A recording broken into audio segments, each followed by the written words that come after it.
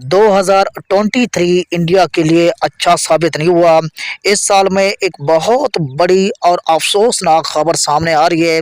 सिद्धू मूसेवाला जो कि इंडिया में पंजाब के एक फेमस सिंगर हैं, पंजाबी के गीत और कलाकार हैं, अब उसको किसी ने गोली मारकर हलाक कर दिया गया है।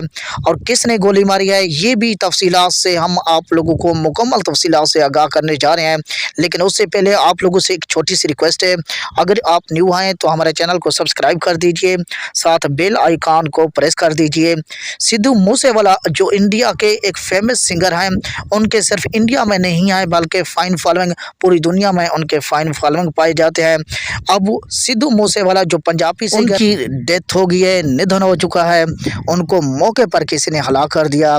सिद्धू मूसे के वाले के जो फ़ाइन फॉलोइंग की बात की जाए, उनकी फ़ाइन फॉलोइंग पूरी दुनिया में पाई जाती है, सिर्फ इंडिया में नहीं आए। लेकिन आज उन्होंने फ़ाइन फॉलोइंग को एक बेहोश करके वो इस दुनिया फ़ानी को छोड़कर चले गए हैं। ये एक अफसोसनाक खबर से आगाह कर रहे हैं। 2030 का साल भी इंडिया के लिए अच्छा साबित नहीं हुआ। इस साल में पंजाबी सिंगर जिसका नाम सिद्धू मूसा है, चढ़ती जवानी के साथ इस दुनिया फ़ानी को छोड़कर इंतकाल कर चुके हैं।